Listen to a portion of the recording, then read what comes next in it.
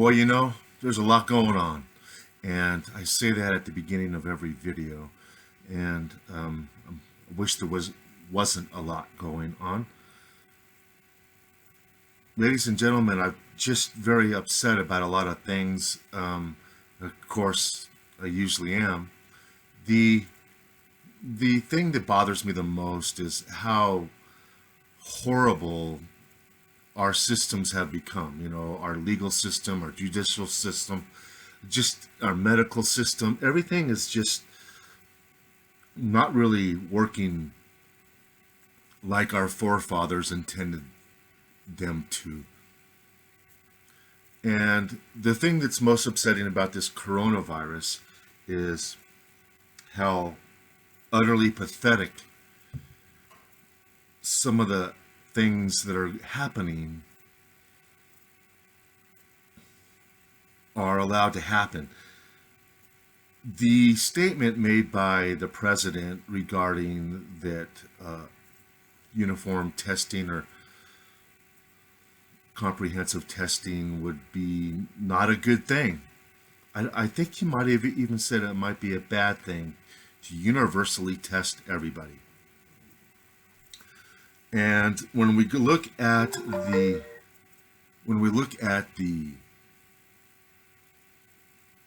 countries that have stemmed and produced a very, very low death rate compared to other countries, and have actually, in addition to the low death rate, stabilized the new infections.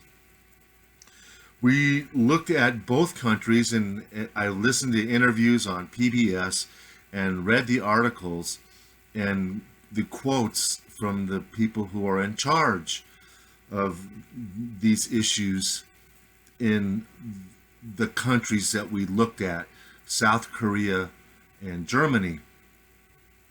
And what we found out was that they attribute their success to testing. So testing is the hallmark, the cornerstone of our healthcare standards. In fact, what's the harm in a test? The only harm is who pays for it. Many people don't know, but there are independent labs right now. You can go online, register, pay with a credit card, and walk in and get any lab test, any blood test you want. Why? Because it's just testing. And if you're paying for it, why not? The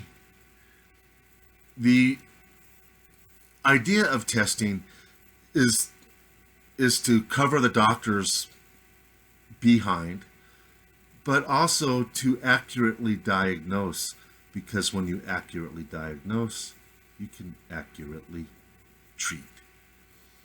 So testing is very important, and to say universal testing is a bad thing is wrong. Now, I don't know whether I could call it a lie. Maybe the person that made the statement said universal testing would not be a good thing. Maybe he was just misinformed by his quote-unquote expert advisors. But when the other countries are singling out, very first thing, aggressive testing, they pretty much tell us that you don't have to rely on our experts. Rely on their experts. They're the ones who produce the numbers. They're the ones who produce the results.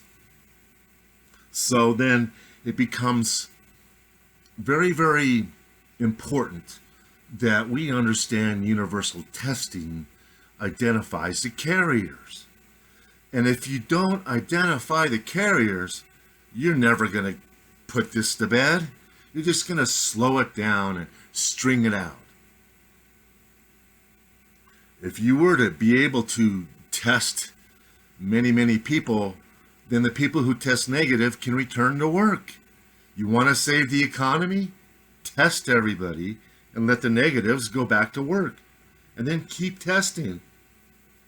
Once you're symptomatic, why do you need a test? You have a dry cough, fever? We know you're sick. What's a test going to do other than help you write your statistics? And I know somebody who right now has had a tight chest and a tickle. They've been taking vitamin C and silver. It goes away. Because the symptoms go away, they quit taking it. A couple days later, the symptoms come back. They've been doing this for 3 weeks. I said, call and get a test. And of course, you can't get a test. And we're being told, well, you can only test if you have a fever. Well, once you get a fever, I think that kind of tells people you're sick, okay? I don't think you just run a fever just because it's Tuesday. And so why would somebody want to test a person that you already know is sick, but yet let the carriers go around and kill people? I mean, your whole idea behind these quarantines is to save lives. Well, thank you for caring. But the whole idea is to save lives. And how badly do you want to save those lives? The other thing is the drive-through windows do nothing to keep the cashier from spreading something to you. I drove into a Dairy Queen today. I ordered something, just a little snack, just a little feeling kind of brave, craving something crappy to eat. Told the guy over the intercom, if you don't wash your hands, I am not buying your food. I'm not buying your ice cream. Please wash your hands before you hand me the food. I need to tell Mr. Trump that I got H5N1 from a drive-through window, from a cup that was handed to me. Because all I ordered was a drink. That's it. The person had a cold at the window. Looked sick, sounded sick, was coughing, handed me the cup. I should have never grabbed it. So you can get sick. And having a hub where everybody who's quarantined is allowed just to get together because there's food there, well, hello there. That's an issue, especially when the cashiers are handling money and your groceries. That is unacceptable. It's happening right now. It's happening all over the country. Some of the big name stores in the big name cities are doing the right things. The cashiers are wearing gloves. They're using sanitizer in between transactions. They even put up a sneeze or a cough guard in front of the cashiers in some of these grocery stores. But there are many who are violating just basic rules of hygiene. And if you're going to get in trouble for being out of your apartment like a martial law curfew, then why can't these people who are perpetuating the epidemics by grotesquely ignoring food handlers' guidelines, health department guidelines, and common sense? You don't touch money and then touch somebody else's merchandise or food. That's just the bottom line. After you touch money, you need to sterilize your hands every single time. But it's not happening. So let me get this straight. Our plan to keep a bunch of people from dying is to inject a bunch of money into the economy, give everybody rebates, but yet quarantine people, even the ones that don't need to be quarantined. And the carriers, well, we're just going to let them be carriers. We're not going to try to identify them. If you're not symptomatic, they're not going to test you. Even if you are symptomatic, if you're afebrile, they're not going to test you. So that's a pretty sick way to try to keep millions of people from dying, is to quarantine people who don't need to be, and not looking for the carriers, and yet the other countries say that's the reason their death rates are so low. It's because they identified the carriers. But here, they don't give a crap. They don't care as long as you're asymptomatic. Well, how badly do they want to beat this back? Not very much, and they should have cops instead of pulling people over on the road saying, why aren't you at home obeying the quarantine? They should be going into grocery stores and looking for people who are handling cash and then handling people's merchandise. That should be the crime. But no, it's more important to take away your human rights. If they would just universally test people and crack down on the grocery store gross incompetence, at least address it once during a press conference. If you can do that, I'd be surprised. Then you quarantine the people who need to be quarantined. The ones who are symptomatic, they're automatically quarantined. It's the carriers that are going to perpetuate the epidemic. And they know it. And the only way to find them is to test, and do more testing. So why can't they just come out and say, we don't have enough tests? Why do they have to lie? Are they lying to the president? And then he in turn is just telling us disinformation?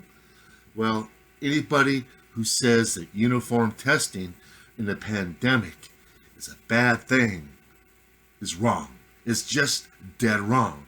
And the other countries have proven it by their death rates and their numbers of new infections.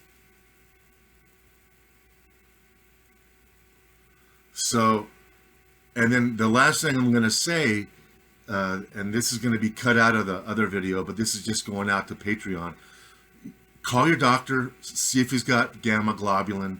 If he does, tell him you just want to pay for it in advance. You want to drive up and get a shot while you're in your car. See if there's a way you can do that. Call them when you're in the parking lot. Have a nurse come out with mask and gloves and a sharps container. Have her give you that gamma globulin in the parking lot. I've seen it done. Gamma globulin is an antiviral. It's not antibacterial. It's not antifungal. It's not antiprotozoan. It's not anti-amoeba. It's antiviral. They give it for hepatitis exposures, anything that may be a viral exposure. The closer and closer you get to a viral exposure, the more and more gamma globulin you should get. But you can only inject so much into one muscle, especially your arm. So you're looking at a 2.5, 3 cc injection. But that will give you a pretty good protection for up to a month. So, I mean, this is life and death for some people. If you have issues with your health, and the doctor doesn't want to give gamma globulin, feel it out. But if he doesn't, tell him you're exposed to hepatitis. Tell him a niece or a nephew got hepatitis and you need a gamma globulin shot. And get a gamma globulin shot. That is huge to be able to do that. So, and if you do have a lot of viral stuff going on in the nerves, you could get a headache. It's kind of a neuropathy headache when the viruses in your nerves start to die off because they're being attached or they're being attacked by the gamma globulin. So take care of that. So we have to be really, really forceful. We do not approve of what's and how this is being handled. We need uniform testing, and we need somebody to crack down on the money handlers. That's where we got to go.